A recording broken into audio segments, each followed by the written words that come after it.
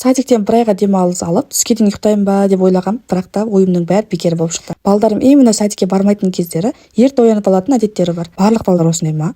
Садикке баратын кездері жылап, неше түрлі истерикалар шығаратын. Қазір спокойно ерте оянады, телевизор қарайды, ойын ойнайды. Ұлымның жасы 4-те, қызым 2-де, екеуіні бөлек шығарып, әдені жатқызам ба деген ниетпен осындай кішігірім детский комнатаны жасап қойған едік. Бірақтан балдарын жастыққа батырма білмей, түнде жылап бәрібір біздің қасымызға келетін болды. Сол үшін де осы комнатаға үйрене берсін деп төсек салып, бәріміз осы бір кішкентай ғана бөлмеде жататын болдық. Арамызда балдарды отдельно жатқызып үйреткен мамашалар бар ма? Советтеріңізді айта кетіңіздерші. Қалай ойлайсыздар? 2 жас пен 4 жасты баланы бөлек жатқызған жақсы ма, или әлі ертелік қыла ма? Папамыздың айтуы бойынша ол екеуі әлі кішкентай қорқады түнде. Әзірге тағы 1-2 жыл өзімізбен бірге жата берсін дейді. Енді қалғанын уақыт өте келе көре жатармыз. Мен обычно балдарым үйде болған кезде түнде үйлерді жинайтынмын. Бірақтан бүгін деген ертерек үйлерді жинап бастап, кешке балдарыммен бірге мультфильм көремін ба деп ойлап отырмын. Өзім мына жақта үйдің шаруасын бітіре алмай жүрсем, ар жақта 2 балам телевизордың пультіне таласып жылап отыр ғой. Мә, енді сол кезде сабыр деп екеуінде игрушка тұрған жерге әкеліп телевизордың бәрін өшіріп тастадым. Сөйтіп дальше үйді жинап кеттім. Олар да келіп типа енді қарасты маған. Сөйткенде енді балдар үйде болса, өздеріңіз де білетін шығарсыздар, күнде 2-3 реттен кір машинада кір айналады. Сонымен туалеттерді тазалап шықтым.